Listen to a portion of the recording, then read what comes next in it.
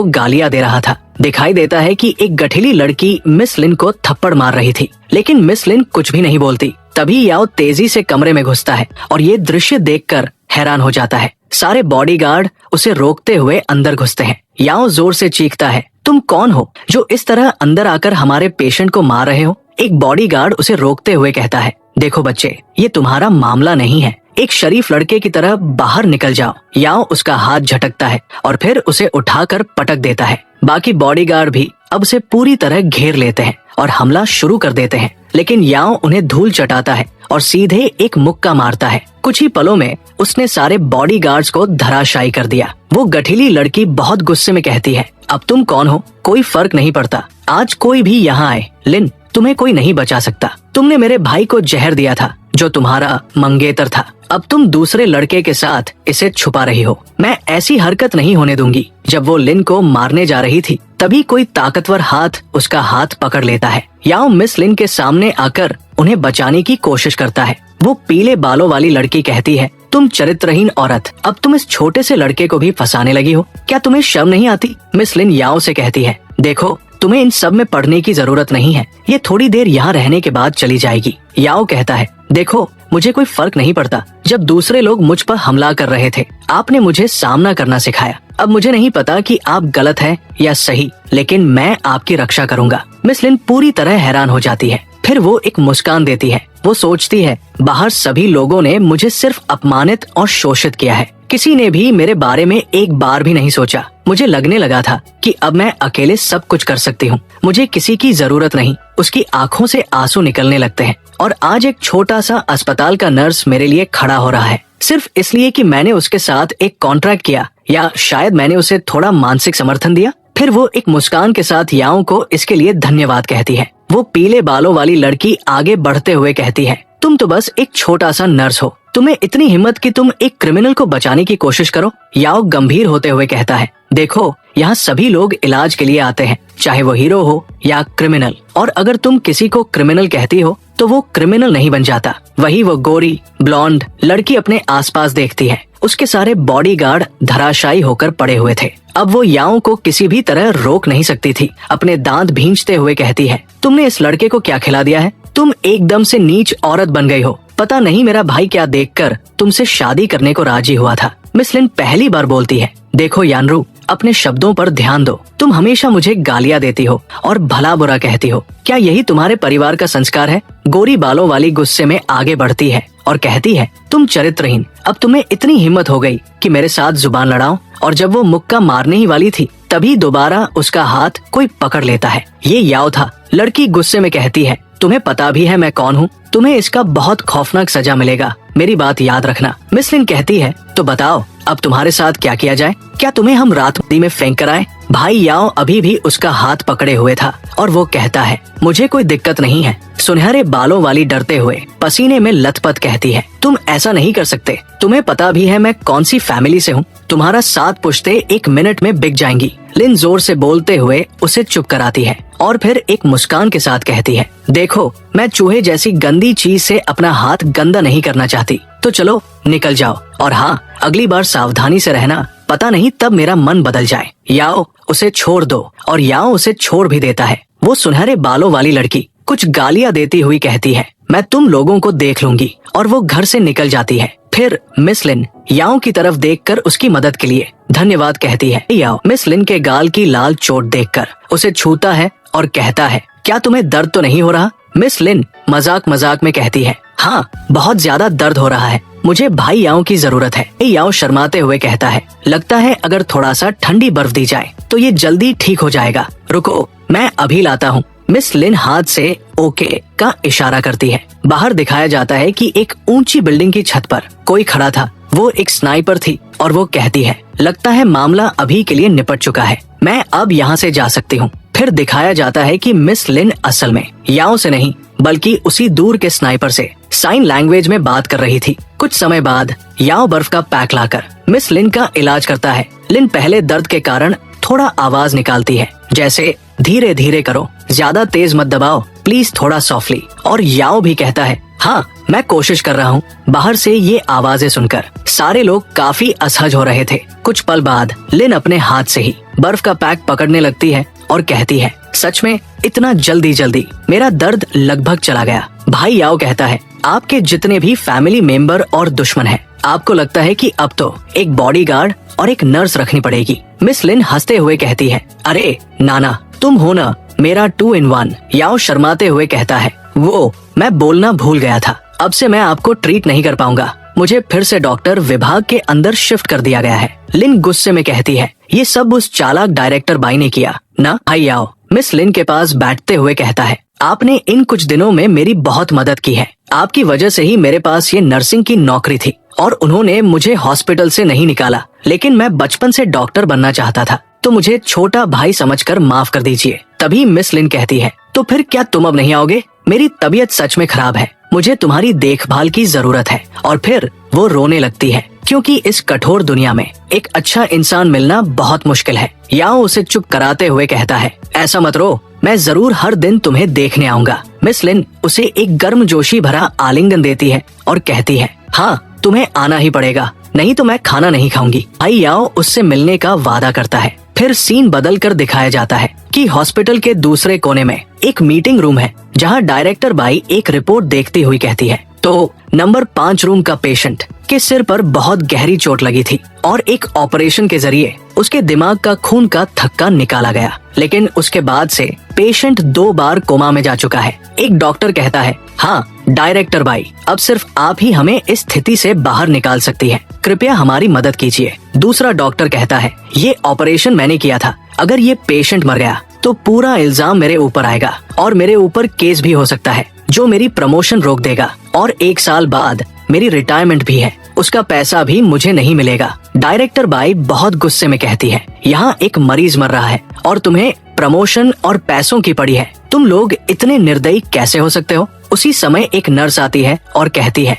Patient ने दोबारा अपनी होश खोकर कोमा में चला गया है, आप जल्दी आइए। डायरेक्टर बाई तुरंत उस नर्स के साथ निकल जाती है और कहती है, नर्स जल्दी से उसे एक एड्रेनालिन का इंजेक्शन लगाओ और उसके बाद इलेक्ट्रिक CPR दो। कुछ समय CPR और परफॉर्मेंस के बाद भी मरीज को होश नहीं आता और उसका दिल की धड़कन भी धीरे धीरे कम होने लगती है। साइड में एक डॉक्टर कहता है, मैडम क्या मैं उसके परिवार को खबर दे दूं? कम से कम वे लोग आखिरी बार उसे देख तो लेंगे। तभी हार्ट रेट बिल्कुल रुक जाता है और वहाँ सब लोग परेशान हो जाते हैं, क्योंकि वो आदमी अब सचमुच भगवान का प्यारा हो चुका था। डायरेक्टर बाई बहुत गुस्से में सोचती है, अगर मुझे थोड़ा और वक्त मिलता तो शायद मैं इसे बचा पाती। ये सारे डॉक्टर बस प्रमोशन के लिए मुझे सच नहीं बताते रहे। उसी वक्त याओ का एंट्री होता है और वो कहता है, इसे अभी भी बचाया जा सकता है।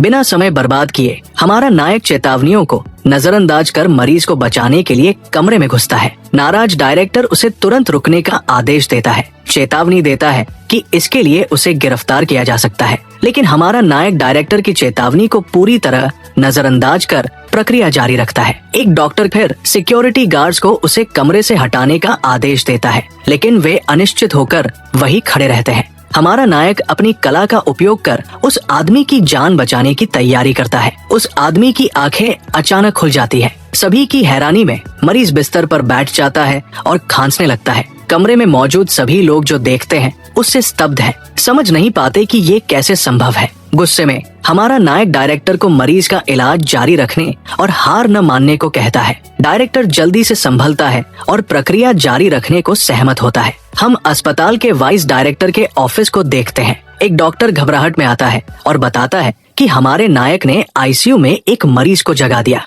वो कहता है कि डायरेक्टर ने खुद उस मरीज को मृत घोषित किया था। वाइस डायरेक्टर हैरान होकर कहता है कि डायरेक्टर से ऐसी बड़ी गलती होना असंभव है। डॉक्टर कहता है कि डायरेक्टर हमारे नायक को बचाने के लिए झूठ नहीं बोलेगा और वो हाल ही में अजीब व्यवहार कर रहा है। वाइस डायरेक्टर का फोन बजने लगता है। फोन उठाने पर उसे पता चलता है कि जिस दिन उसका बेटा गायब हुआ उसी दिन हमारा नायक जल्दी में अस्पताल से निकला था। गुस्से में वाइस डायरेक्टर को लगता है कि हमारे नायक का उसके बेटे के गायब होने से कुछ लेना देना है। सारे हंगामे के बाद हमारा नायक और डायरेक्टर ब्रेक रूम में है। डायरेक्टर उसे कॉफी देता है और उसके कठिन परिश्रम के लिए धन्यवाद देता है। डायरेक्टर कहता है कि वो आज शानदार था और अब वो उसे नए नजरिए से देखता है। हमारा नायक थोड़ा शर्मिंदा होकर कहता है कि उसने डायरेक्टर से बहुत कुछ सीखा है। वो कहता है कि जान बचाना उनका कर्तव्य है और डायरेक्टर उसका सबसे बड़ा रोल मॉडल है। डायरेक्टर तारीफ से चुप और शर्माई हुई रह जाती है। वो अपनी शर्मिंदगी छिपाने के लिए कॉफी का घूंट लेती है।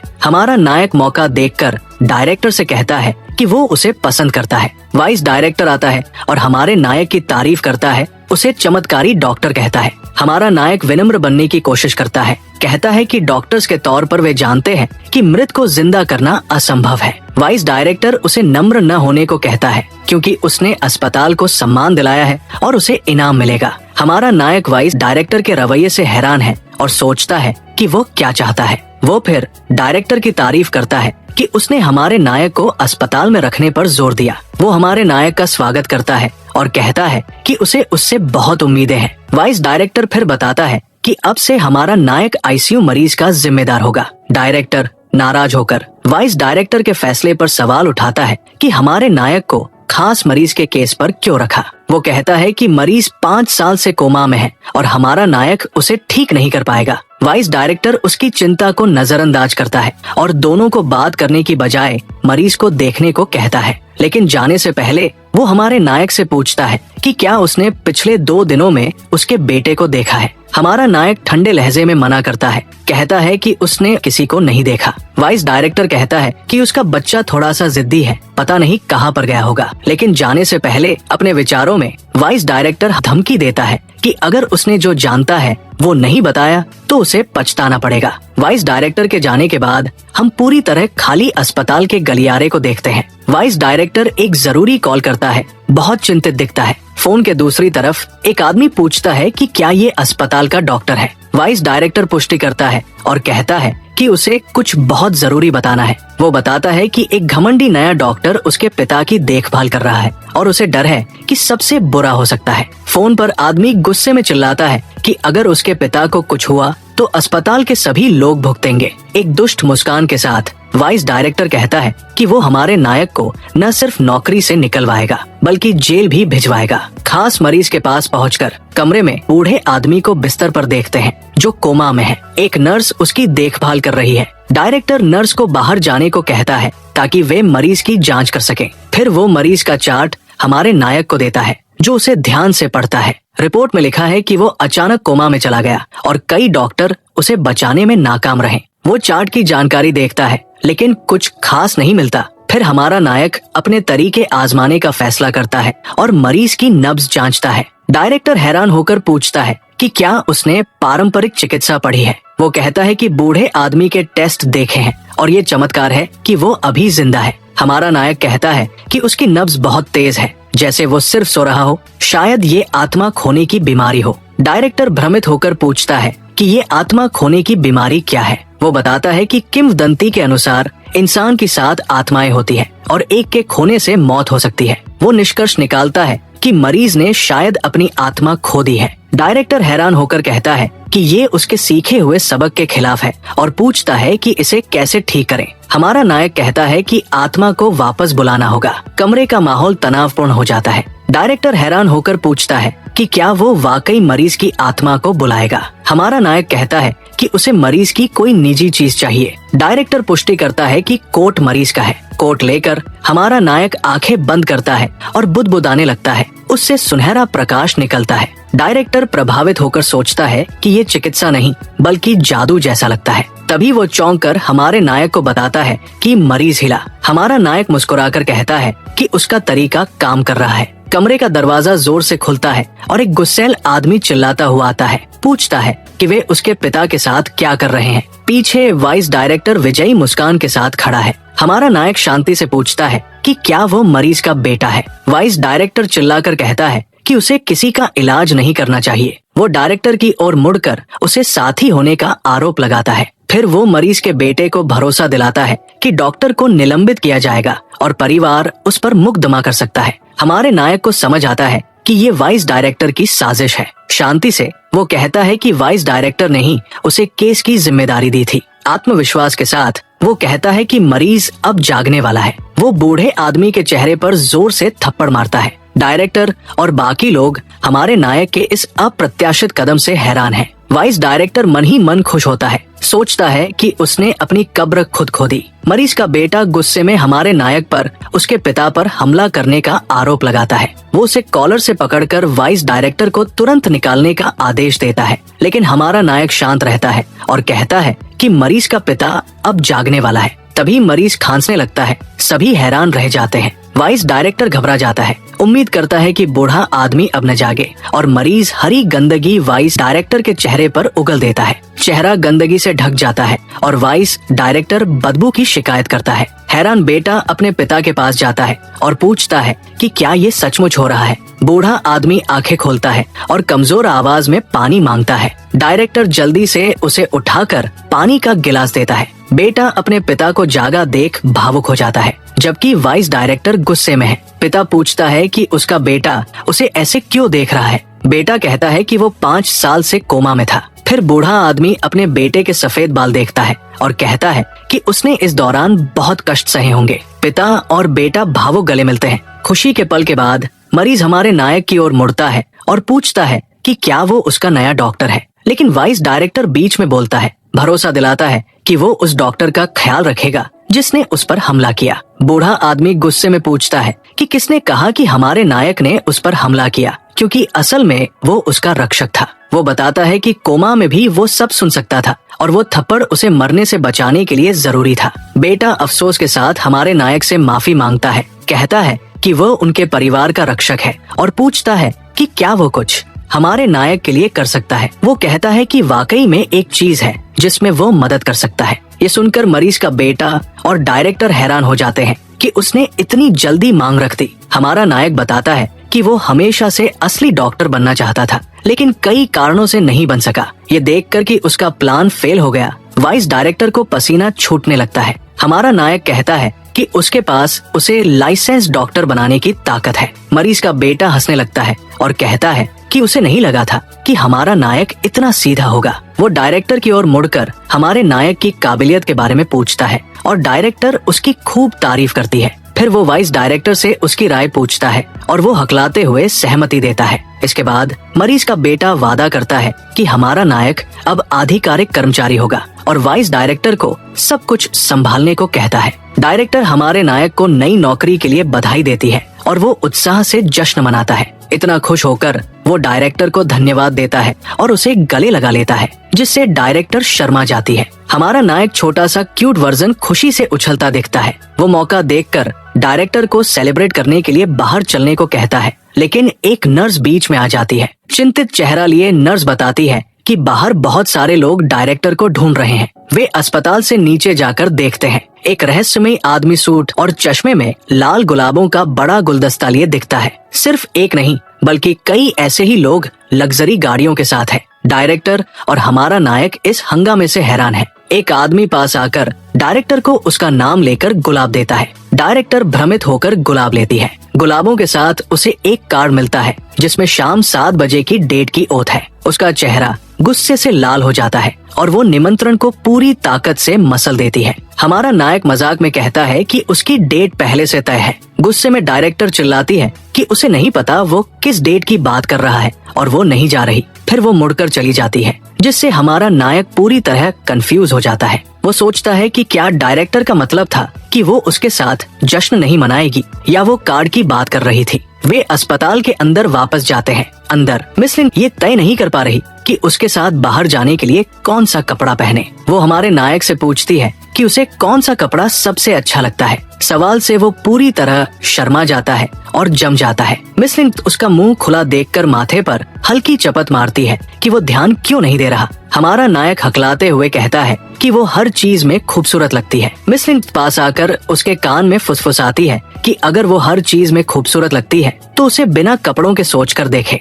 उसकी बात से हमारे नायक का दिमाग सन्न हो जाता है। वो उकसाने वाली मुस्कान के साथ कहती है कि अगर वो हिम्मत करे तो वो वाकई कपड़े उतार देगी। हमारा नायक घबराकर कहता है कि वे अस्पताल में है और कोई नर्स कभी भी आ सकती है। तभी कोई दरवाजा खटखटाता है और उसे बुलाता है। एक पैंट सूट वाली औरत कमरे में आकर रुकने के लिए माफी मांगती है। मिस लिन पूछती है कि क्या हुआ, लेकिन औरत उनकी अजीब स्थिति देखकर बाद में आने की पेशकश करती है। हमारा नायक मौका पाकर कहता है कि वो कल मिलेगा, लेकिन मिस लिन उसे वापस बुलाती है। वो नाराज होकर शिकायत करती है कि हमारा नायक भाग निकला। वो अपनी सहायक से पूछती है कि क्या चाहती है, क्योंकि वो बिना वजह नहीं आएगी। सहायक बताती है कि 2 जरूरी बातें हैं। पहली, चुआन परिवार एक जमीन का टुकड़ा चाहता है। चालाकी भरे अंदाज में मिस लिन कहती है कि वे जमीन ले सकते हैं, लेकिन वो इसे आसान नहीं बनाएगी। सहायक समझ जाती है। डायरेक्टर दूसरी बात पूछती है। सहायक बताती है कि शियाओ नाम का कोई शख्स शहर में आया है। मिस लिन को तुरंत शक होता है कि वो किसी खरीद की वजह से आया है,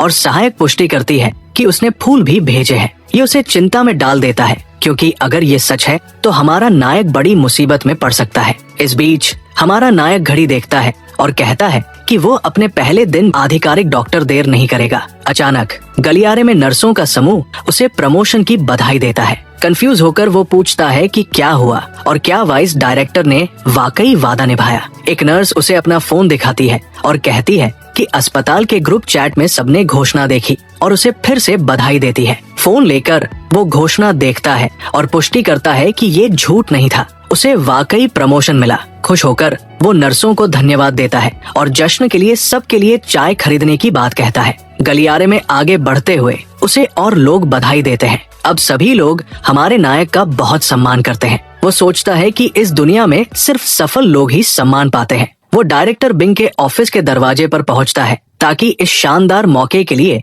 उसे व्यक्तिगत रूप से धन्यवाद दे। अंदर से डायरेक्टर उसकी दस्तक सुनती है और शांत आवाज में उसे अंदर आने को कहती है। हमारा नायक अंदर जाता है और डायरेक्टर को धन्यवाद देता है। कहता है कि वो एक बेहतरीन डॉक्टर बनने की कोशिश करेगा और उनके नक्शे दम पर चलेगा। लेकिन डायरेक्टर उसे बीच में रोकती है और छोटी मोटी बातें छोड़ने को कहती है, क्योंकि उसे आज से आउटपेशेंट क्लिनिक में मरीज देखने शुरू करने हैं। वो बताती है कि उसे पहले ही प्रमोशन मिल जाना चाहिए था, लेकिन उसकी अनुभव की कमी के कारण उसे हर चीज की रिपोर्ट उसे देनी होगी। मुस्कुराते हुए हमारा नायक सहमति देता है और वादा करता है कि वह उनके सभी निर्देशों का पालन करेगा। बिना देर किए डायरेक्टर अपने दस्तावेजों पर ध्यान देती है और उसे जाने को कहती है, लेकिन जाने से पहले हमारा नायक कुछ अजीब देखता है और डायरेक्टर से पूछता है कि उसकी आंखों को क्या हुआ है। पास से देखने पर उसकी आंखें बैंगनी और चिढ़ी हुई दिखती है, जो बताता है कि वो हाल में अच्छी नींद नहीं ले पाई। डायरेक्टर कहती है कि ये कोई बड़ी बात नहीं, बस पुरानी सूखी आंखों की समस्या है जिसे आई ड्रॉप से ठीक किया जा सकता है। हमारा नायक चिंतित होकर उसे आराम करने को कहता है, क्योंकि सेहत जरूरी है, और फिर अलविदा कहता है। लेकिन जैसे ही वो जाने वाला होता है, डायरेक्टर अचानक खड़ी होती है और उसे बुलाती है। अपने चश्मे को ठीक करते हुए और प्यारे चेहरे के साथ डायरेक्टर पूछती है कि क्या वो शनिवार रात को फ्री है। सवाल से हैरान होकर हमारा नायक कहता है कि हाँ, उस दिन उसके पास कोई प्लान नहीं है। डायरेक्टर बताती है कि शनिवार को उसे एक भोज में जाना है और उसे अपने साथ डेट के लिए आमंत्रित करती है। अस्पताल का काम चलता रहता है। हमारा नायक की दोस्त ऊब से जम्हाई लेती है और शिकायत करती है कि उसके बिना अस्पताल की रातें बहुत नीरस है। वो अपनी सहायक से पूछती है कि क्या चुआन परिवार की समस्या हल हो गई, और सहायक इसकी पुष्टि करती है। सहायक उसे एक निमंत्रण देती है। कहती है कि शनिवार को शियाओ चिंडी के लिए एक भोज है। मजाकिया मुस्कान के साथ हमारा नायक की दोस्त कहती है कि वे बेकार में इतना हंगामा कर रहे हैं बिना किसी रुचि के। वो कहती है कि उसे ये सब बहुत उबाऊ लगता है और निमंत्रण को बिना सोचे फेंक देती है। लेकिन सहायक कहती है कि उसके पास कुछ ऐसी जानकारी है जो उसे इस आयोजन में जाने का मन बदल सकती है। ये सुनकर मिस लिन की उत्सुकता बढ़ती है और चालाक नजरों से वो सहायक से सारी बात बताने को कहती है। सहायक निमंत्रण उठाती है और बताना शुरू करती है कि उसने पार्टी के बारे में क्या सुना। निमंत्रण लौटाते हुए वो बताती है कि ये शियाओ व्यक्ति भोज के दौरान कुछ बड़ा करने वाला है। जाहिर तौर पर वो युवक डायरेक्टर बिंग को सभी मेहमानों के सामने प्रपोज करने की योजना बना रहा है। शरारती मुस्कान के साथ हमारा नायक की दोस्त कहती है कि अब वो इस पार्टी को किसी भी हाल में नहीं छोड़ेगी। अगले दिन हमारा नायक अपने नए ऑफिस में सर्जन के तौर पर काम शुरू करने को तैयार है। वो संतुष्ट होकर अंगड़ाई लेता है, क्योंकि उसने आज ही 35 मरीज देखे। वो अपना शेड्यूल देखता है, कोई और मरीज नहीं बचा तो वो घर जाने का फैसला करता है। लेकिन तभी कोई दरवाजा खटखटाता है। थकी आवाज में हमारा नायक अंदर आने को कहता है। हैरानी की बात है कि ये उसकी दोस्त लिन है, जो मदद मांगते हुए कहती है कि वो ठीक महसूस नहीं कर रही। हमारा नायक चिंतित होकर पूछता है कि उसे क्या हुआ। इस पर लिन हंसने लगती है और कहती है कि वो बस उसके पहले दिन की चिंता में थी। वो बताती है कि उसने जश्न के लिए एक खास लंच बॉक्स लाया है, लेकिन खाना बहुत संदिग्ध दिखता है। वो उसे खाने को देती है, लेकिन हमारा नायक डर जाता है, सोचता है कि ये कितना खराब दिखता है। फिर भी वो एक टुकड़ा खाता है और उसका घृणित चेहरा खाने के स्वाद के बारे में सब बता देता है। लिन उसे सब कुछ खाने के लिए मजबूर करती है और बेचारा पूरा खाना निगलने में जूझता है। इस सदमे से उबरने के बाद हमारा नायक लिन से पूछता है कि क्या वो शियाओ चिंडी को जानती है। वो बताती है कि वो मशहूर शियाओ परिवार का दूसरा युवा मालिक है। ये सुनकर हमारा नायक सोच में पड़ जाता है, क्योंकि उसने इस परिवार के बारे में कभी नहीं सुना। लिन बताती है कि शियाओ परिवार में सिर्फ 2 सदस्य हैं,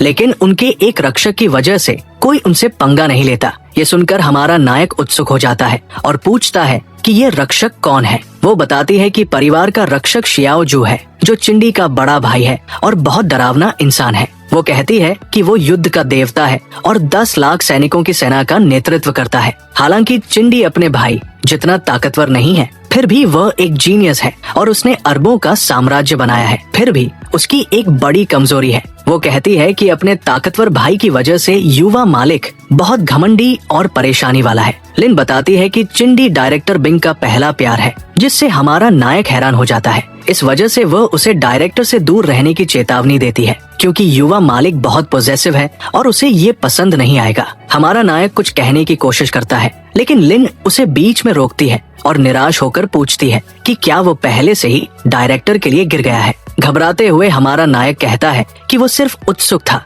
लेकिन लिन उस पर यकीन नहीं करती और जलन महसूस करती है। वो कहती है कि वो बहुत नाराज है और इसके परिणाम गंभीर होंगे, जिससे हमारा नायक माफी मांगता है। वो उसकी माफी स्वीकार नहीं करती और शरारती मुस्कान के साथ माफी के बदले एक चुंबन मांगती है। इस प्रस्ताव से हैरान होकर हमारा नायक भाग जाता है, जबकि लिन उसे अस्पताल में दौड़ाकर पीछा करती है। हम डायरेक्टर बिंग का अपार्टमेंट देखते हैं, जो एक विशाल और शानदार इमारत है। अंदर हमारा नायक अपनी माँ के खरीदे गए सूट में सजादजा है। वो दरवाजा खटखटाता है और कहता है कि वो अंदर आ रहा है, क्योंकि दरवाजा खुला है। डायरेक्टर तैयार हो रही है और उसे सोफे पर थोड़ा इंतजार करने को कहती है। हमारा नायक उसकी खूबसूरती से पूरी तरह मंत्रमुग्ध हो जाता है और अपनी हैरानी छिपा नहीं पाता। फिर वह डायरेक्टर से पूछने पर कि वो कैसी लग रही है, हमारा नायक अटपटाते हुए कहता है कि वो बिल्कुल परफेक्ट लग रही है। उस पल दोनों शर्म से लाल हो जाते हैं और एक दूसरे से नजरें हटा लेते हैं। तभी एक ड्राइवर आकर बताता है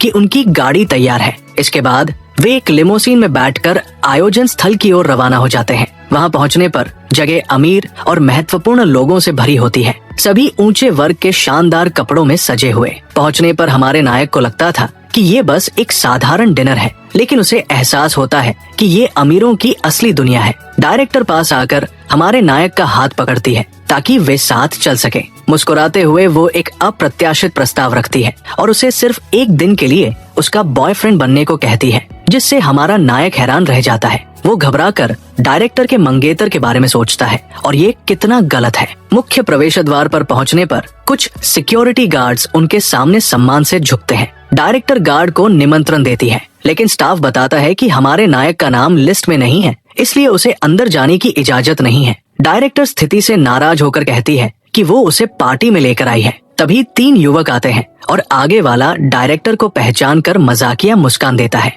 वो हमारे नायक को उकसाने लगता है, लेकिन डायरेक्टर उसे बीच में रोककर दूर रहने को कहती है। हमारा नायक अपनी साथी से पूछता है कि वे लोग कौन हैं। वो बताती है कि एक फांग यूलिंग है, 4 युवा मास्टर्स में से एक, जिसका परिवार होटल्स का मालिक है। लंबे बालों वाला लियान है, दूसरा युवा मास्टर जिसके पास 10 अरब की संपत्ति है, और सबसे बड़ा जोहा है, जो ग्रुप का लीडर है और उसका परिवार रियल एस्टेट में 100 अरब से ज्यादा का है। हमारा नायक समझता है कि एक व्यक्ति गायब है और पूछता है कि चौथा युवा मास्टर कहाँ है। डायरेक्टर बताती है कि आखिरी वाला वोंगश्वान है, एक अरबती जो पारिवारिक बिजनेस नहीं चाहता था और प्रोफेसर बन गया। वो कहती है कि वो गंभीर और विनम्र है, बाकी तीनों से बिल्कुल अलग। हमारा नायक प्रभावित होकर सोचता है कि डायरेक्टर कौन है जो इतने ताकतवर लोगों को जानती है। डायरेक्टर उसे चेतावनी देती है कि वो सावधान रहे, क्योंकि वे तीनों अच्छे लोग नहीं हैं और बेहतर है कि झगड़ा न शुरू करें। तीनों अतिरिक्त लोग टिप्पणी करते हैं कि ये पार्टी उसके मंगेतर के लिए है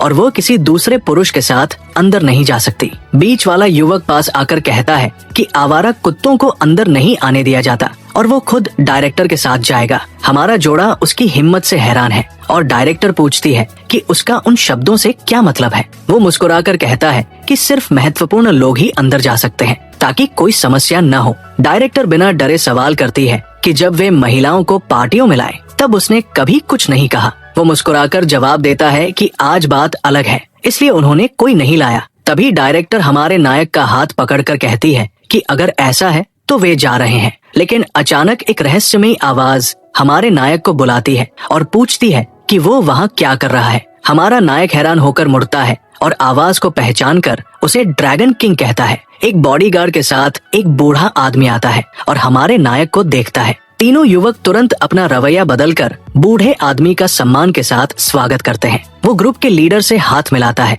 और कहता है कि वे बड़े होकर बिजनेसमैन बन गए हैं। फिर वो हमारे नायक की ओर मुड़कर पूछता है कि क्या वह भी पार्टी के लिए आया है। हमारा नायक कहता है कि वो किसी के साथ आया था, लेकिन उसे एंट्री नहीं मिली और वह जाने वाला था। ड्रैगन किंग कहता है कि ऐसी कोई जगह नहीं जहां वो न जा सके। वो हंसकर कहता है कि इस शहर में ऐसी कोई जगह नहीं जहां उसका भाई न जा सके। फिर वो तीनों युवकों की ओर मुड़कर पूछता है कि क्या वह अपने छोटे भाई को अंदर ला सकता है। तीनों घबराकर हकलाते हुए तुरंत अंदर आने को कहते हैं। फिर वो हमारे ग्रुप को अंदर आने और दरवाजे पर न खड़े रहने को कहता है। एक युवक चिंतित होकर कहता है कि अगर मास्टर शियाओ ने हमारे नायक को देख लिया तो वे मुसीबत में पड़ जाएंगे। दूसरा कहता है कि हमारा नायक बस एक भाग्यशाली डॉक्टर है और अगर वो शादी के प्रस्ताव को बर्बाद कर देता है तो मजा आएगा। टॉप वाला कहता है कि ड्रैगन किंग उसे अंदर लाया है तो वे सामने से हंगामा देख सकते हैं। वो दुष्टता से मुस्कुराता है, सबसे बुरा होने की उम्मीद करते हुए। हॉल के अंदर अमीर और शानदार लोग भरे हुए हैं। अचानक कोई घोषणा करता है कि मास्टर शियाओ की गाड़ी अभी पहुंची है। टॉप नॉट वाला जल्दी से खास मेहमान का स्वागत करने के लिए मुस्कुराता हुआ जाता है, लेकिन जल्दी ही उसका चेहरा हैरानी में बदल जाता है। लाल ड्रेस में एक गोरी लड़की गाड़ी से उतरती है और अतिरिक्त को रास्ते से हटने को कहती है, हाथ में नकदी का गट्ठर लिए। वो उसे पैसे दिखाकर पूछती है कि क्या इतना काफी है कि वो हट जाए। टॉप नॉट वाला गुस्से में पूछता है कि वो कौन है। तभी एक सफेद बालों वाला आदमी दिखाई देता है और पता चलता है कि वो शियाओ परिवार का बटलर है। टॉप नॉट वाला जल्दी से अपना लहजा बदलता है और बटलर से मास्टर शियाओ के बारे में पूछता है। बूढ़ा आदमी जवाब देता है कि उसका युवा मालिक सगाई का तोहफा तैयार कर रहा है और बाद में आएगा। टॉप नॉट वाला डींग मारता है कि सब कुछ मेहमानों को खुश करने के लिए पूरी तरह तैयार किया गया है। फिर वो गोरी लड़की की ओर इशारा करता है और बटलर उसे चुआन परिवार की युवा मालकिन के रूप में पेश करता है। टॉप नॉट वाले को उसके परिवार और उस बेटे की बुरी याद आती है जिसे किसी ने मार दिया था। बटलर गुस्से से उसे घूरता है और उसकी बदतमीजी के लिए डांटता है, जिससे वह डर जाता है। गोरी लड़की बूढ़े आदमी से पूछती है कि ये सम्राट चिंग कब आएगा और वो कहता है कि अभी थोड़ा समय लगेगा। वो घोषणा करती है कि वो इंतजार नहीं करेगी और अंदर जा रही है, जबकि टॉप नॉट वाला उसे साथ ले जाने की पेशकश करता है। मिस चुआन मुड़कर पूछती है कि क्या वो जिंग जो के 4 युवा मास्टर्स में से एक है। वो गर्व से अपना परिचय देता है और अपने 2 दोस्तों को मेहमान का अभिवादन करने के लिए बुलाता है। एक लड़का पास आकर उसे एक प्रोडक्ट ऑफर करता है। मिस चुआन उसे भगाने को कहती है। तीसरा लड़का गंभीर चेहरा लिए उसका परिचय देता है। गोरी लड़की की आंखें चमकने लगती है और वो उसकी सुंदरता की तारीफ करती है। वो कहता है कि युवा मास्टर का खिताब सिर्फ एक उपनाम है, जबकि वो मंत्रमुग्ध हो रही है। टॉप नॉट वाला सुझाव देता है कि उसका दोस्त उसका साथी बने क्योंकि वो अकेला है। लड़की प्रस्ताव स्वीकार करती है और कहती है कि वो रात के लिए उसका साथी होगा। उसका दोस्त उसे मेहमान का अच्छे से ख्याल रखने को कहता है। फिर जोड़ा चला जाता है और मेजबान सोचता है कि ये औरत उसके दोस्त से भी ज्यादा घिनौनी है। इस बीच ड्रैगन किंग हॉल में चलता है और सभी मेहमान उसका अभिवादन करते हैं। 2 लड़कियां हमारे नायक को देखती है और एक टिप्पणी करती है कि वो काफी हैंडसम है। दूसरी कहती है कि वो सपने देखना छोड़ दे क्योंकि उसकी डेट उनसे कहीं ज्यादा खूबसूरत और शालीन है। हमारा नायक अपनी दोस्त से दरवाजे पर हुई स्थिति के लिए माफी मांगता है। वो कहती है कि चिंता न करे, ये ठीक है और ये उसकी गलती नहीं थी। हमारा नायक पूछता है कि क्या वो पहले ऐसी पार्टियों में गई है और वो कहती है कि नहीं। वो घबराकर कहता है कि उसे डर है कि वो उसकी बेइज्जती न कर दे और उसका हाथ पकड़ता है। वो उसे दिलासा देता है कि वो उसका मार्गदर्शन करेगा और अगर वो असहज महसूस करे तो वे जा सकते हैं। टॉप नॉट वाला सबका ध्यान खींचता है और घोषणा करता है कि पार्टी शुरू होने वाली है। इसके साथ दरवाजे खुलते हैं और एक सूट में सजा आदमी शान से हॉल में दाखिल होता है। जब उसका नाम घोषित किया जाता है, नवागंतुक आत्मविश्वास भरी मुस्कान के साथ सबका सामना करता है। ये वही सम्मानित मेहमान है जिसका सभी इंतजार कर रहे थे। इससे पार्टी की सभी महिलाएं उसकी सुंदरता से प्रभावित हो जाती है। वो मेहमानों को देखता है और टिप्पणी करता है कि इस पार्टी में कई नए चेहरे हैं। फिर वो हंसकर कहता है कि उसका भाई कभी इतने छोटे शहर में नहीं आएगा। आखिरकार उसका भाई उत्तरी सीमा का युद्ध का देवता है, जो बहुत शक्तिशाली खिताब है। ये सुनकर बातचीत सुनने वाले कुछ लोग पूरी तरह हैरान हो जाते हैं। एक व्यक्ति प्रभावित होकर कहता है कि शियाओ परिवार के दोनों भाई कमाल के हैं। लड़कियां भी भाई की सुंदरता पर टिप्पणी करती है और एक उसे अपने लिए दावा करती है। सम्मानित शियाओ और कहता है कि वे सभी वहाँ मौजूद होने के लिए भाग्यशाली है। वो मेजबान को इस स्वागत पार्टी के आयोजन के लिए धन्यवाद देता है। फिर वो रुकता है और अपनी प्रस्तुति के अगले चरण की तैयारी करता है। उस पल वो डायरेक्टर को अपनी मंगेतर कहकर बुलाता है, जो हॉल के बीच में एक कुर्सी पर बैठी है। दृढ़ नजरों के साथ वो धीरे धीरे सफेद ड्रेस वाली खूबसूरत लड़की की ओर बढ़ता है। उसके हाथों में वो एक छोटा डिब्बा खोलता है जिसमें नीले रत्न वाली खूबसूरत अंगूठी दिखती है। फिर वो उसके सामने एक घुटने पर बैठता है और सबके सामने प्रपोज करता है। अंगूठी पकड़कर वो उससे सुंदर वादा करता है कि वो उसका हमेशा सम्मान और प्यार करेगा। इससे मेहमान गहने से चकित हो जाते हैं और एक चिल्लाता है कि ये हीरा है, लेकिन वो चुप रहती है और ऐसा लगता है कि उसे ये पसंद नहीं आया। शियाओ जोर देकर कहता है कि उसे पता है ये सब बहुत अचानक है, लेकिन वो उसका ख्याल रखने का वादा करता है। अचानक वो अपनी उंगलियां चटकाता है। हॉल की छत एक खूबसूरत तारों भरे आकाश में बदल जाती है, जो डायरेक्टर की खूबसूरती को और निखारता है। डायरेक्टर की आंखों से आंसू बहने लगते हैं। वो बहुत हिली हुई लगती है। उस पल उसे याद आता है जब वो हमारे नायक से मिली थी। वो हमेशा उसके प्रति बहुत दयालु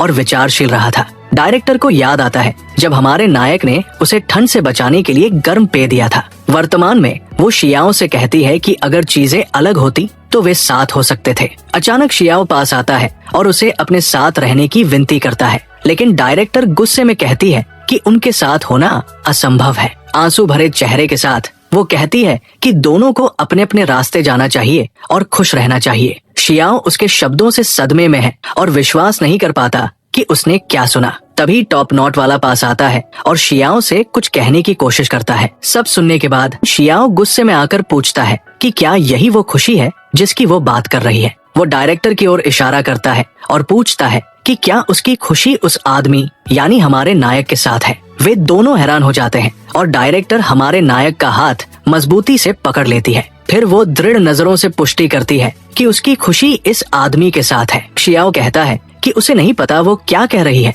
वो चाहे तो अपने शब्द वापस ले सकती है, लेकिन डायरेक्टर दृढ़ता से मना करती है। कहती है कि ये असंभव है और वो कभी अपने शब्दों से पीछे नहीं हटेगी। फिर वो हमारे नायक से कहती है कि उन्हें चलना चाहिए और वे जल्दी से शियाओ से दूर चले जाते हैं। ये देखकर शियाओ उसे चेतावनी देता है कि वो अपने फैसले पर पछताएगी और अंगूठी वाला डिब्बा कसकर पकड़ता है। फिर गुस्से भरी नजरों से कहता है कि वो अब उसकी असली खुशी देखेगा और बूढ़े नौकर को उन्हें नष्ट करने का आदेश देता है। हमारा नायक और डायरेक्टर गलियारे में साथ चलते हैं। अचानक शियाओ का बूढ़ा नौकर उनके सामने आकर रास्ता रोकता है। डायरेक्टर हमारे नायक के सामने खड़ी होकर बूढ़े से पूछती है कि वो क्या करने जा रहा है। नौकर सवाल को नजरअंदाज करता है और डायरेक्टर को अपने मालिक से सुलह करने की सलाह देता है, लेकिन वो तुरंत मना करती है। चिल्लाकर कहती है कि ये असंभव है क्योंकि वो अपने फैसले से पीछे नहीं हटेगी। उसका इनकार देखकर बूढ़ा नौकर बस कहता है कि उसे खेद है। फिर एक पल में वो डायरेक्टर के पास जाता है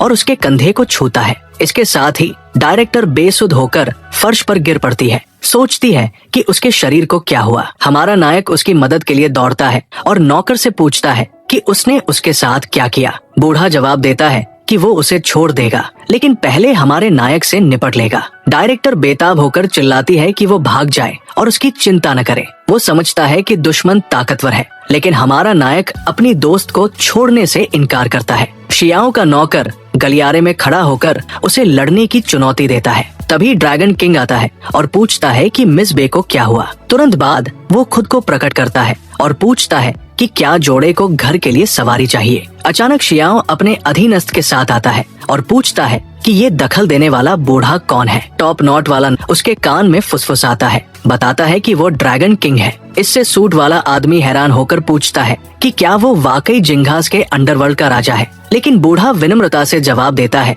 कि वो कोई राजा नहीं, बस एक बूढ़ा आदमी है जो मरने की कगार पर है। फिर वो शियाओं के पास जाता है और कहता है कि वो उन्हें अकेला छोड़ दे क्योंकि हमारा नायक उसका रक्षक है। शियाओ अनुरोध का मजाक उड़ाता है और पूछता है कि ऐसे बूढ़े का एहसान कितना कीमती हो सकता है। फिर भी ड्रैगन किंग समझाने की कोशिश करता है कि दुश्मनों से ज्यादा दोस्त होना बेहतर है, लेकिन शियाओ उसका तिरस्कार करता है और पूछता है कि क्या मरने वाला बूढ़ा उसका दोस्त हो सकता है। बूढ़े का बॉडीगार्ड अपने मालिक के लिए इस अपमान पर गुस्सा हो जाता है। नौकर को नजरअंदाज करते हुए शियाओ एक सुनहरा कार्ड दिखाता है और बूढ़े से कहता है कि इसे अच्छे से देख ले। ड्रैगन किंग कार्ड देखकर हैरान हो जाता है और इसे पर्पल गोल्ड ऑर्डर के रूप में पहचानता है। शियाओ बताता है कि उसे 9th मिलेनियम ने संदेश देने के लिए भेजा है कि वो समर्पण कर दे। बूढ़ा स्तब्ध रह जाता है और समझता है कि शियाओ कोई साधारण अमीर आदमी नहीं है, बल्कि उसके पास 9th मिलेनियम का समर्थन है। अमीर आदमी शियाओ अपने नौकर को आदेश देता है कि जो भी उनके रास्ते में आए उसे खत्म कर दे। वो गुस्से से घूरता है और पूछता है कि अब डायरेक्टर की मदद कौन करेगा। 9th मिलेनियम के आदेश के बावजूद ड्रैगन किंग अपनी जान हमारे नायक के लिए देने की पेशकश करता है। हमारा नायक बूढ़े की इस पेशकश से हैरान है। उसे समझ नहीं आता कि बूढ़ा उसके लिए ऐसी कुर्बानी क्यों देना चाहता है। शियाओ जोर से हंसता है, उसे ये सब बहुत मजेदार लगता है। वो ड्रैगन किंग का मजाक उड़ाता है और कहता है कि उसके पास इतनी पेशकश करने के लिए ज्यादा समय नहीं बचा। जब बातचीत कहीं नहीं पहुंचती, ड्रैगन किंग लड़ाई की तैयारी करता है। वो अपने बॉडीगार्ड को आगे बढ़कर लड़ाई शुरू करने का आदेश देता है, लेकिन शियाओ का नौकर सामने आता है और कहता है कि ये लड़ाई उसकी है। ड्रैगन किंग का बॉडीगार्ड डरता नहीं और हमला करता है। शियाओ का नौकर बिना डरे उसका सामना करता है। तेजी से वो छलांग लगाकर बॉडीगार्ड के हमले से बचता है और उसके सीने पर जोरदार लात मारता है। लात का असर इतना तेज होता है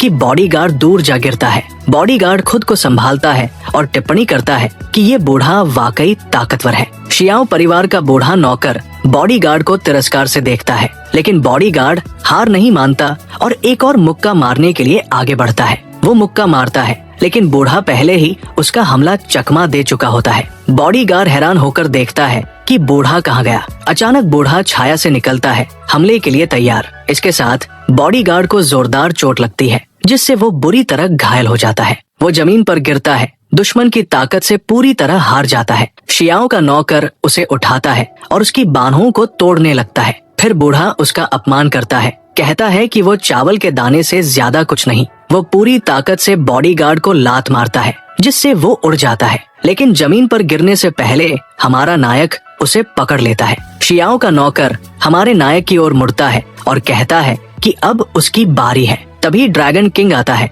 और कहता है कि वो अभी जिंदा है और आगे बढ़ता है, लेकिन हमारा नायक उसे कुछ न करने को कहता है क्योंकि वो बॉडीगार्ड को बचा सकता है। वो ध्यान केंद्रित करता है, उसकी बाह को छूकर वो अपनी हीलिंग शक्तियों का उपयोग शुरू करता है। एक सुनहरा प्रकाश बॉडीगार्ड की बाह को घेर लेता है। जल्द ही बॉडीगार्ड खड़ा होता है और हमारा नायक उसे अपनी बाह आजमाने को कहता है क्योंकि वो ठीक हो चुकी है। टॉप नॉट वाला मजाक उड़ाता है, सोचता है कि हमारा नायक बस डींग मार रहा है, लेकिन बॉडीगार्ड अपनी बाह हिलाता है और देखता है कि वो पूरी तरह ठीक हो गई है। वो खुशी से हमारे नायक को बचाने के लिए धन्यवाद देता है। शियाओ और उसका नौकर हैरान है कि हमारे नायक ने वाकई बॉडीगार्ड को ठीक कर दिया। शियाओ सीधा आदेश देता है और अपने बूढ़े नौकर को सबको खत्म करने को कहता है। बूढ़ा नौकर समूह की ओर छलांग लगाता है। ड्रैगन किंग चिल्लाकर हमारे नायक को दुश्मन के हमले से सावधान रहने को कहता है। शियाओ का नौकर कहता है कि चाहे वो कितनी बार दूसरों को ठीक कर ले,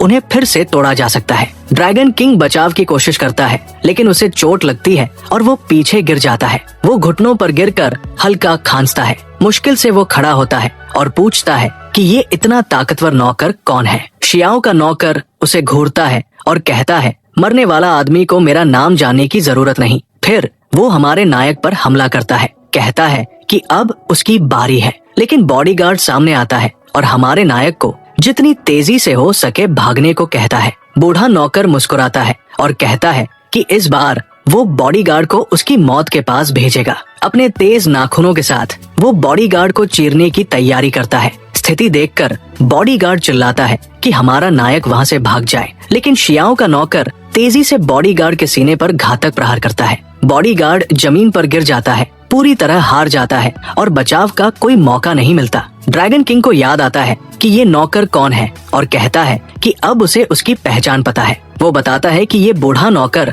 वास्तव में ईगल क्लॉ किंग चेनजंग है। बूढ़ा हैरान होता है कि कोई अभी भी उसका पुराना नाम याद रखता है। ड्रैगन किंग चिंतित हो जाता है क्योंकि वो जानता है कि वो ईगल क्लॉ किंग को हरा नहीं सकता। ईगल क्लॉ किंग पूरी ताकत से हमारे नायक पर हमला करता है, चिल्लाता है कि वो उसे खत्म कर देगा, लेकिन उसका हाथ हमारे नायक के चेहरे से कुछ इंच पहले रुक जाता है। गोली की आवाज सुनकर ईगल क्लॉ किंग अचानक रुक जाता है। वो ठीक समय पर गोली से बच जाता है। इस बीच युवा शियाओ देखता है कि कौन आया है। ये हमारे नायक की दोस्त और उसकी सहायक है जिसने ईगल क्लॉ पर गोली चलाई। टॉप नॉट वाला गुस्से में पूछता है कि क्या लड़की को पता है कि वो क्या कर रही है। मुस्कुराते हुए हमारी नायक की दोस्त कहती है कि हाँ, उन्होंने गोली चलाने की हिम्मत की और वो निशाना चुकना नहीं चाहती थी। वो अपनी बॉडीगार्ड की ओर मुड़ती है और पूछती है कि उसका निशाना क्यों नहीं लगा। टॉप नॉट वाला उसे जाने को कहता है, लेकिन वो जवाब देती है कि उसे पार्टी में आमंत्रित किया गया था। फिर वो घोषणा करती है कि वो हमारे नायक को अपने साथ ले जा रही है। इस पर शियाओ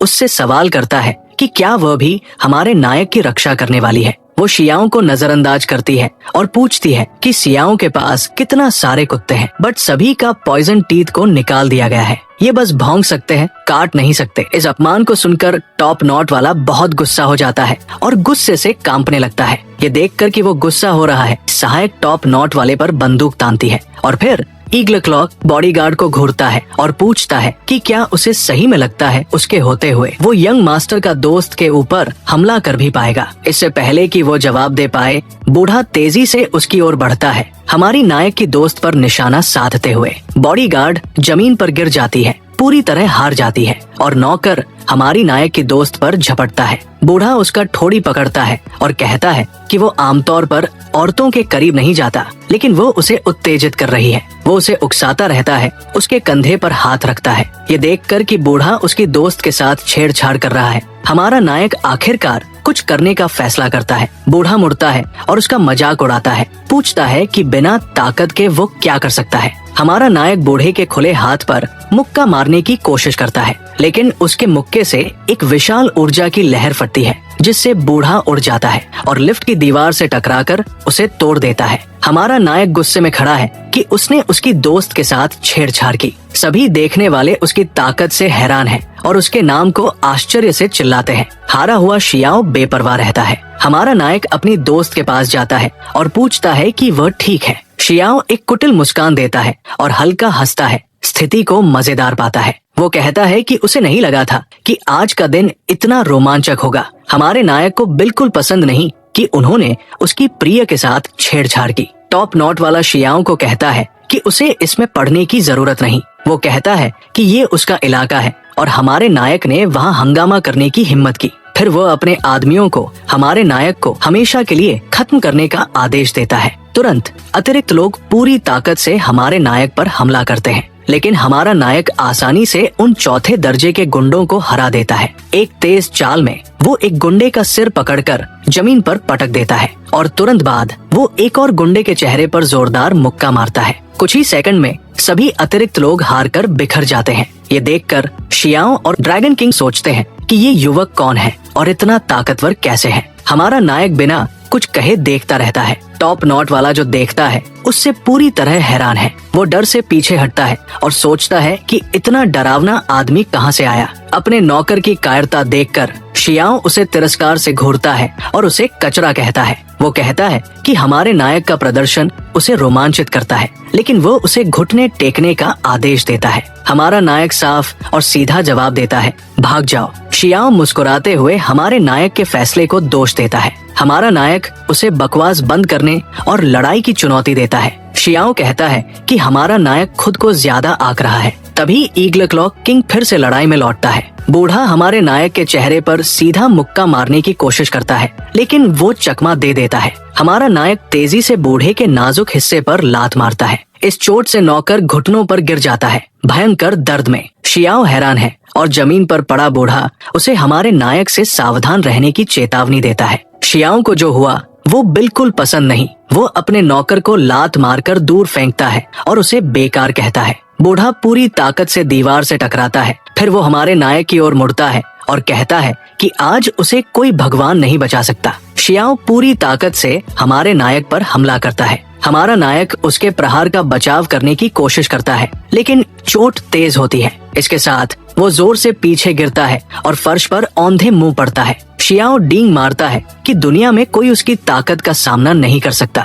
लेकिन हमारा नायक खड़ा हो जाता है और शियाओ हैरान है कि वो अभी भी खड़ा है। बिना समय गवाए शियाओ फिर हमला करता है। एक ऊर्जा विस्फोट छोड़ता है जो हमारे नायक को फिर से उड़ा देता है। वो पूरी ताकत से दरवाजे से टकराता है और शियाओ सोचता है कि वो हार गया है। तभी डायरेक्टर चिल्लाती है कि वो हमारे नायक को चोट पहुंचाना तुरंत बंद करे। शियाओ हमारे नायक की ओर बढ़ता है और कहता है कि उसे गर्व महसूस करना चाहिए कि वो उसी के हाथों हारेगा। वो हमारे नायक पर एक और ऊर्जा विस्फोट छोड़ता है। जमीन पर पड़ा हमारा नायक ये देखकर ड्रैगन किंग लड़ाई की क्रूरता से हैरान है। डायरेक्टर बेताब होकर हमारे नायक का नाम पुकारते हुए रोती है। गुस्सा आता है कि डायरेक्टर हमारे नायक के लिए रोई। इस बीच हमारी नायक की दोस्त बिना कुछ बोले देखती रहती है। शियाओ कहता है कि अब बहुत खेल हो चुका और वो अंतिम प्रहार करने जा रहा है। वो पूरी ताकत से हमारे नायक पर विनाशकारी प्रहार करता है। हमारे नायक की चेतना धीरे धीरे मंद पड़ने लगती है। शियाओ जोर से जमीन से टकराता है। वो निढाल हो जाता है। ये देखकर लोग हैरान हैं और सोचते हैं कि क्या हमारा नायक बच पाया। डायरेक्टर रोते हुए जमीन पर गिर पड़ती है और सब कुछ के लिए खुद को दोषी ठहराती है। शियाओ ड्रैगन किंग की ओर मुड़ता है और कहता है कि अब उसकी बारी है। वो कहता है कि उसने बूढ़े की जान बख्शने का प्लान किया था, लेकिन हमारे नायक की वजह से उसने उसे चुनौती दी। शियाओ कहता है कि वो बूढ़े से बदला लेगा और अपनी शक्तियों का इस्तेमाल करता है, लेकिन इससे पहले कि वो कुछ कर पाए हमारा नायक उसे रुकने को कहता है। शियाओ हैरान और अविश्वास में मुड़ता है, घुटनों पर और घायल। हमारा नायक शियाओ से रुकने को कहता है। लिन चिंतित चेहरा लिए उसका नाम पुकारती है। डायरेक्टर रोते हुए पूछती है कि क्या हमारा नायक ठीक है। बुरी तरह चोटिल होने के बावजूद हमारा नायक कहता है कि वो ठीक है और ये कुछ भी नहीं था। ये देखकर ड्रैगन किंग पूछता है कि क्या वो वाकई सिर्फ एक साधारण डॉक्टर है। वो कहता है कि ये लड़का उनकी उम्मीद है और उन्हें इसकी रक्षा करनी होगी। हमारा नायक सोचता है कि उसने आखिरी प्रहार महसूस किया, लेकिन उसके अंदर कुछ बदल गया है। तभी शियाओ फिर से हमला करता है। एक मुक्के से हमारे नायक को उड़ा देता है, लेकिन वो खड़ा हो जाता है और उसके शरीर के चारों ओर नीली आभा चमकने लगती है जो उसे ताकत से भर देती है। हमारा नायक उसे ताना मारता है। शियाओ भाइयों की बात करता है, कहता है सुना है कि एक अच्छा है और दूसरा कचरा। फिर मुस्कुराते हुए पूछता है कि क्या वो बेकार वाला भाई है। शियाओ ताने से गुस्सा हो जाता है और चिल्लाता है कि वो उसे खत्म कर देगा। हमारा नायक अपनी मजाकिया मुस्कान के साथ वो दुश्मन को चुप रहने को कहता है और लड़ाई की तैयारी करता है। फिर वो पूरी ताकत से शियाओ पर हमला करता है। वो एक प्रहार करता है जिसे शियाओ अपने हाथ से रोक लेता है, लेकिन शियाओ उसकी बढ़ी हुई गति को नोटिस करता है। शियाओ डींग मारता है कि वो उसका मुकाबला नहीं कर सकता और उसे मारता है। वो जल्दी संभलता है और शियाओ की सीधी लात का मुकाबला करता है। लात सीधे लगती है जिससे वो जमीन पर गिर जाता है। शियाओ कहता है कि वो उसे हमेशा के लिए खत्म कर देगा। हमारा नायक मुस्कुराता है और कहता है कि शियाओ ने ये चाल पहले भी इस्तेमाल की थी। इस प्रतिक्रिया से शियाओ कंफ्यूज हो जाता है कि क्या हो रहा है। अचानक हमारा नायक तेज गति से उस पर हमला करता है। वह पास आता है और कहता है कि अब उसकी लड़ने की बारी है। इसके साथ वो शियाओ के चेहरे पर जोरदार मुक्का मारता है। शियाओ अपनी बाहों से पूरी ताकत से बचाव कर रहा था। प्रहार का असर इतना होता है कि शियाओ कुछ कदम पीछे हट जाता है और बिना उसे मौका दिए हमारा नायक एक ताकतवर लात मारता है। हमला इतना जोरदार होता है कि शियाओ कमरे के दूसरी तरफ उड़ जाता है। ये देखकर ड्रैगन किंग और शियाओ का गार्ड हैरान है, सोचते हैं कि ये कैसे संभव है। जमीन पर बैठा शियाओ लड़ाई के इस मोड़ से पूरी तरह कंफ्यूज है। वो इस तरह अपमानित होने से गुस्सा हो जाता है। वो जलती हुई आभा के साथ खड़ा होता है और चिल्लाता है कि वो हमारे नायक को खत्म कर देगा। हमारा नायक आगे बढ़ता है, कहता है कि अभी सबसे अच्छा बाकी है और दोनों प्रहारों का आदान प्रदान करते हैं। शियाओ को निर्णायक प्रहार न कर पाने की हताशा होती है। हमारा नायक फिर उसे ताना मारता है, कहता है कि वो अभी भी कचरा है। गुस्से में अंधा होकर शियाओ चिल्लाते हुए हमला करता है लेकिन हमारा नायक आसानी से सभी हमलों का बचाव करता है। ये देखकर शियाओ हैरान है, समझ नहीं पाता कि ये कैसे संभव है। इस बीच हमारा नायक अपनी रक्षात्मक मुद्रा में शांत रहता है। डरकर शियाओ पूछता है कि वो वाकई कौन है, जिसके जवाब में हमारा नायक कहता है वो बस एक साधारण डॉक्टर है। वो कहता है कि अब उसकी बारी है और हमला करने के लिए शानदार छलांग लगाता है। हवा में वो अपनी आंखें बंद करता है और अपनी सारी शक्ति केंद्रित करता है। फिर उसकी आंखें नीली चमक के साथ खुलती है और वो डिवाइन ड्रैगन तकनीक तैयार करता है। वो पूरी ताकत से नीचे आता है, शियाओं के बचाव के बीच में विनाशकारी प्रहार करता है। प्रहार इतना जोरदार होता है कि शियाओ हवा में उड़ जाता है। इसके साथ वो जमीन पर गिरता है, जबकि सभी हैरानी से देखते हैं। हमारा नायक फिर चलता है, डायरेक्टर की ओर बढ़ते हुए उसका नाम पुकारता है। चिंतित होकर वो पास जाता है और कहता है कि सब ठीक है, वो उसे आजाद करने में मदद करेगा। उस पल डायरेक्टर राहत से रोने लगती है कि वो सुरक्षित है। हमारा नायक मुस्कुराता है और उसे रोने से मना करता है, कहता है कि वो ठीक है। फिर वो उसे उठाता है और गले लगाता है, जबकि लिन जलन भरी नजरों से देखती है। हमारा नायक डायरेक्टर को दिलासा देता है और उसे आयोजन में लाने के लिए धन्यवाद देता है, लेकिन शियाओ गुस्से में खड़ा होकर चिल्लाता है कि वो उससे अपने हाथ हटाए। अचानक कमरे में गोली की आवाज गूंजती है और शियाओ को गोली लगती है। वो जमीन पर गिर जाता है और पता चलता है कि व्हीलचेयर पर बैठी लिन ने गोली चलाई थी। सभी लोग उसकी इस हरकत से डर जाते हैं,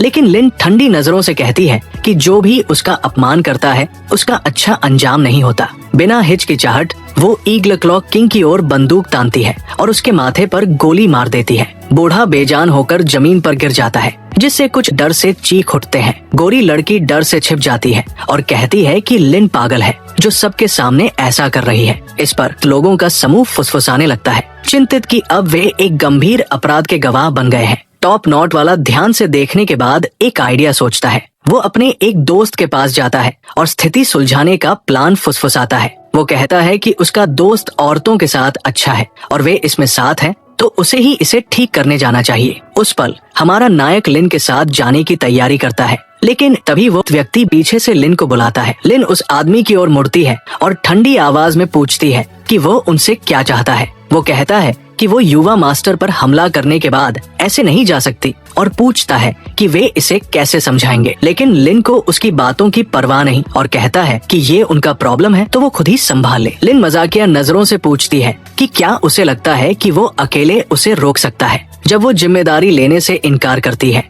अतिरिक्त व्यक्ति हाथ उठाकर कुछ लोगों को बुलाता है। कई सिक्योरिटी गार्ड्स उसका रास्ता रोकने आते हैं। ड्रैगन किंग कहता है कि ये बहुत सज्जनता भरा नहीं है, लेकिन वो व्यक्ति तिरस्कार करता है, कहता है कि वो यहाँ सज्जन बनने नहीं आया। बूढ़ा उसकी हिम्मत पर मुस्कुराता है। अचानक पूरे हॉल में कदमों की आवाज गूंजती है, जिससे सबका ध्यान खींचता है। उस पल सूट में सजे पुरुषों की एक सेना दिखाई देती है जो सभी को डराती है। बूढ़ा कहता है कि युवाओं को बड़ों का सम्मान करना सीखना चाहिए। ये देखकर अतिरिक्त व्यक्ति पूरी तरह घबरा जाता है, समझ नहीं पाता कि अब क्या करे। इस बीच हमारा नायक लिन से कहता है कि वो लिन की सहायक को उसकी चोटों का इलाज कराने ले जाएगा। लिन मौका पाकर डायरेक्टर को छेड़ती है, कहती है कि हमारा नायक उसकी ज्यादा परवाह करता है। हमारा नायक ड्रैगन किंग से लिन की सहायक को सुरक्षित घर ले जाने के लिए सवारी मांगता है। इसके बाद वे रात में उसे लिन के हवेली ले जाते हैं। अंदर सहायक बिस्तर पर लेटी है, अभी भी बहुत दर्द में। हमारा नायक बताता है कि उसकी चोट गंभीर है और उसे अस्पताल ले जाना मुश्किल होगा। वो अपनी आंखें बंद करता है और अपनी सारी ऊर्जा केंद्रित करके उसे ठीक करने लगता है। एक सुनहरा प्रकाश उसके शरीर में बहने लगता है और उसकी हथेली में चमकता है। सुनहरा प्रकाश उसकी चोट पर केंद्रित होता है और चोट तेजी से गायब होने लगती है। लिन हैरान रह जाती है, सोचती है कि ये शक्ति जादुई है। हमारा नायक थका हुआ दिखता है और कहता है कि थोड़ा आराम करने के बाद सहायक जल्दी ठीक हो जाएगी। लिन प्रभावित होती है और मजाक करती है, अगर वो चाहे तो 2 गर्लफ्रेंड भी रख सकता है, इसमें कोई समस्या नहीं है। हीरो सोच में डूबा हुआ सा है। ये सब इग्नोर करते हुए उससे पूछता है, क्या तुम आज उसके घर लेते हो? लिन का हाथ नरम से पकड़ता है और कहता है उसके पास उसे देने के लिए कुछ खास है। इस पर लिन शर्मा जाती है और उसके शब्दों से अवाक रह जाती है। फिर पता चलता है कि तोहफा गर्म नूडल सूप का कटोरा है। खाना देखकर लिन निराश चेहरा बनाती है, सोचती है कि तोहफा बस यही था। हमारा नायक बताता है कि इतना सब होने के बाद उसे अच्छा खाना चाहिए। वो लिन को खाना परोसता है, जो उसके इस इशारे से थोड़ा प्रभावित होती है। वो एक सॉसेज का टुकड़ा उठाती है और खाने की तैयारी करती है। लिन नूडल्स खाती है, स्वाद से बहुत संतुष्ट दिखती है। बड़ी मुस्कान के साथ वो नूडल्स की तारीफ करती है, कहती है कि वे बहुत स्वादिष्ट है। वो खाने के लिए उसका धन्यवाद देती है और हमारा नायक उसकी प्रतिक्रिया से खुश होकर मुस्कुराता है। फिर दृश्य बदलता है, जहां हम 2 गार्ड्स को सावधान खड़े देखते हैं। एक ऑफिसर वर्दी में आदमी होलोग्राफिक कंट्रोल पैनल का इस्तेमाल करता है। तभी एक सैनिक पास आता है और रिपोर्ट करता है कि उनका एक बैटलियन ने दुश्मनों का पूरा काफिला खत्म कर दिया है। ऑफिसर गंभीर चेहरा लिए पूछता है कि और कुछ रिपोर्ट करने को है। सैनिक थोड़ा घबराया हुआ दिखता है। सैनिक घबराते हुए कहता है कि खबर उसके छोटे भाई के बारे में है। कमांडर पूछता है कि वो हकल क्यों रहा है और सैनिक बताता है कि उसका भाई मुसीबत में पड़ गया है। वो खुलासा करता है कि युवा मास्टर की टांगे तोड़ दी गई है। ये सुनकर कमांडर पूरी तरह चुप हो जाता है। सैनिक घुटनों पर बैठकर तुरंत अपने आदमियों को भेजने की पेशकश करता है। कमांडर ठंडी आवाज में पूछता है कि इसके लिए जिम्मेदार कौन था। सैनिक बताता है कि जिम्मेदार लिन थी। क्या बोल रहा हूँ, वो तो एक लड़की से भी टकरा नहीं सकता। पर जो भी हो, इसे अब मैं सुलझाने वाला नहीं। ये उसका प्रॉब्लम है, उसे खुद अपना बचाव करना सीखना चाहिए। अस्पताल में एक नर्स हमारे नायक को बुलाती है, कहती है कि उसे ऑपरेटिंग रूम जाना है। वहाँ वो कई विशेषज्ञों को देखता है और सोचता है कि ये कितना महत्वपूर्ण मरीज होगा। तभी डायरेक्टर उसे अभिवादन करती है और कहती है कि प्रक्रिया के लिए सभी आ चुके हैं। वो अन्य डॉक्टरों से कहती है कि सर्जरी बहुत महत्वपूर्ण है और जिंदगियां बचाना उनका कर्तव्य है। इंस्ट्रूमेंट टेबल पर सर्जिकल उपकरण तैयार दिखते हैं। एक मांसल आदमी ऑपरेशन टेबल पर लेटा है, जिसके शरीर पर कई जगह कट के निशान हैं। मरीज के पेट पर ध्यान देने पर वहाँ ब्लेड के घाव दिखते हैं। हमारा नायक हैरान होकर कहता है कि उसका शरीर चाकू और गोली के घावों से भरा है। डायरेक्टर कहती है कि किसी भी पल मरीज की हालत बिगड़ सकती है और उन्हें जल्दी करनी होगी। समय बीतता है क्योंकि डॉक्टर जटिल सर्जरी की तैयारी करते हैं। एक सर्जन मरीज के एक कट को बहुत सावधानी से टांके लगाना शुरू करता है और समय बीतता है। मेडिकल टीम मरीज को बचाने के लिए कड़ी मेहनत करती है। कई घंटों बाद सर्जरी लगातार जारी रहती है, जो मामले की जटिलता दिखाती है। खून से सनी हथेली के साथ डायरेक्टर कहती है कि प्रक्रिया लगभग खत्म हो चुकी है। सबसे मुश्किल हिस्सा दिल और धमनी की मरम्मत होगा। गंभीर चेहरा लिए वो कहती है कि सफलता की संभावना चाहे जितनी हो, वे हार नहीं मान सकते। वे मरीज के शरीर से एक प्रोजेक्टाइल निकालते हैं। मेडिकल टीम जोखिम भरी प्रक्रिया पर पूरी तरह ध्यान केंद्रित रखती है। डायरेक्टर सावधानी से ऑपरेट करती है, हर हरकत में पूरी एकाग्रता के साथ। चिमटी से वो दिल के पास से निकाला गया प्रोजेक्टाइल पकड़ती है। उसे राहत मिलती है कि उसने बिना बड़ी समस्या के वस्तु निकाल ली। वो प्रोजेक्टाइल ट्रे में डालती है और हमारे नायक से टांके लगाने को कहती है। वो घाव साफ करने के लिए तुरंत सहमत होता है। अचानक मरीज को रक्तस्राव शुरू हो जाता है और टीम घबरा जाती है। हार्ट मॉनिटर दिखाता है कि मरीज की हृदय गति तेजी से गिर रही है। मरीज का ब्लड प्रेशर भी कम होने लगता है और स्थिति गंभीर हो जाती है। इस हताशा के क्षण में हमारा नायक मरीज को बचाने की कोशिश करने की पेशकश करता है, लेकिन अन्य डॉक्टर उसे डांटते हैं, कहते हैं कि वो सिर्फ एक नौसिखिया है और रास्ते में नहीं आना चाहिए। डायरेक्टर दूसरों को नजरअंदाज करती है और हमारे नायक से पूछती है कि क्या उसके पास कोई आइडिया है, और वो हामी भरता है। गंभीर नजरों के साथ हमारा नायक कहता है कि वो एक प्राचीन तकनीक का उपयोग करेगा। इस पर अतिरिक्त लोग डायरेक्टर से शिकायत करते हैं, कहते हैं कि ये सिर्फ अंधविश्वास है। हमारा नायक उन्हें भरोसा करने को कहता है क्योंकि वो रक्तस्राव का पता लगा सकता है और अगर उन्होंने कोशिश नहीं की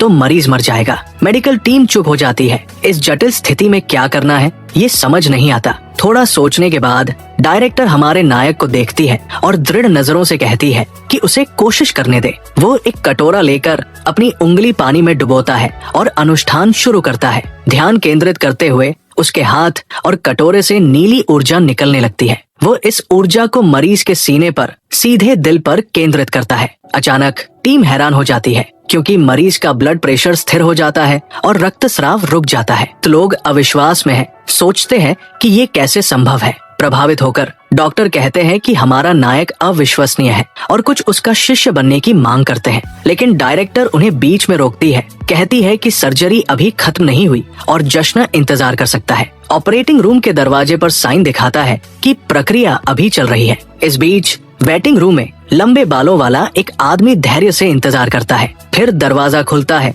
और डायरेक्टर मरीज के परिवार को बुलाती है। वो अपना मास्क उतारती है और मुस्कुराते हुए घोषणा करती है कि ऑपरेशन सफल रहा। वो आदमी गंभीर लेकिन स्पष्ट रूप से राहत भरे चेहरे के साथ उसका धन्यवाद देता है। डायरेक्टर कहती है कि अगर हमारे नायक न होता तो उसका दोस्त इतना भाग्यशाली न होता। वो आदमी हमारे नायक का धन्यवाद देता है और कहता है कि अगर उसे कभी किसी चीज की जरूरत हो तो वो उसके पास आ सकता है। हमारा नायक विनम्रता से जवाब देता है कि एक डॉक्टर के रूप में ये उसका कर्तव्य था। इसके बाद दोनों गलियारे में चलते हैं। वो आदमी सोच में डूबा हुआ हमारे नायक का नाम धीमी आवाज में दोहराता है। कुछ समय बाद ब्रेक रूम में वे कॉफी तैयार करते हैं। हमारा नायक और डायरेक्टर कॉफी पीते हुए आराम कर रहे हैं। अचानक डायरेक्टर पूछती है कि वो रात कहाँ बिताया, क्योंकि वो घर नहीं गया। फिर वो शर्माते हुए पास आती है और पूछती है कि क्या उसने और लिन ने कुछ किया। हमारा नायक शर्मिंदा होकर समझाने की कोशिश करता है, लेकिन वो अपने कान बंद कर लेती है और सुनने से इनकार करती है। तभी हमारे नायक का फोन बजता है और स्क्रीन पर ड्रैगन किंग का नाम दिखता है और वह कॉल को उठाता है। फिर वो कुछ ऐसा सुनता है। वो तुरंत डायरेक्टर बाई से जाने की अनुमति मांगता है। भाई उसे परमिशन भी मिल जाती है। हमारे हीरो को ड्रैगन किंग की तरफ से पता चलता है कि जियो कियान सुई नाम का एक व्यक्ति, जो कि लॉन्गमैन सेक्ट का अभी कुछ समय पहले लीडर बना है, वो यहाँ आने वाला है। इसका मतलब है कि अब इस सिटी के अंदर बहुत कुछ बदलने वाला है। उस बैंक्वेट पार्टी के बाद सब कुछ पहले ही बदल चुका है। हीरो सीरियस होते हुए कहता है, ये सब मेरे कारण हुआ है। भाई ड्रैगन किंग मना करता है और कहता है उस शियाओं के पास वो मेडल था जो कि लॉन्गमैन सेट की तरफ से था। अब जब उसके साथ कुछ हुआ है, वो भी हमारे ही सिटी में तो है। अब इसके परिणाम से मैं भाग नहीं सकता। खबर है कि हमारे जाने के बाद उस शियाओं पर एक असैसिनेशन का भी अटेम्प्ट किया गया था, तो हम पूरा ब्लेम अगर किसी तरह उनके ऊपर ही डाल सके। फिर वो ड्रैगन किंग बहुत ही सीरियस होकर कहता है, लेकिन ये सब दूर की बात है। अभी के लिए डिवाइन डॉक्टर तुम जल्द से जल्द सिटी को छोड़कर अंडरग्राउंड हो जाओ। मैंने पहले से ही तुम्हारे लिए और तुम्हारी माँ के लिए प्लेन की टिकट बना ली है, तो जल्दी से तुम एयरपोर्ट पहुँचो। मैं उसके बाद सब संभालूंगा। हमारा हीरो बहुत ही शांति से सब सुनता है और धीरे से चलते हुए बताता है कि वो अभी जा नहीं सकता। ड्रैगन किंग जोर से चिल्लाता है, पर क्यों? हीरो बताता है कि वो कभी इस सिटी के बाहर नहीं गया। पढ़ाई भी उसने इसी सिटी में की है। उसकी माँ को डर है कि अगर एक दिन उसके पापा उन्हें ढूंढते हुए यहाँ पहुँचे तो वो उनसे मिल नहीं पाएगा। चाहे पापा कैसे भी हों, है तो उनके हस्बैंड, तो इसी कारण हम कहीं नहीं जाने वाले। ड्रैगन किंग उसे डांटने की कोशिश करता है, लेकिन हमारा हीरो कहता है कि जीना मरना खुदा के हाथ है और सिचुएशन से मुंह फेर कर भाग जाना उसकी स्टाइल नहीं है। तभी ड्रैगन किंग बहुत गंभीर आवाज में बोलता है, देखो वो कियान सुई सिर्फ अपने दुश्मनों के लिए ही क्रूर नहीं है, बल्कि वो अपने लिए भी उतना ही ज्यादा बेरहम है। उसकी फियांसी ने एक बार उसे बचाने के लिए अपनी जान से हाथ धो बैठी,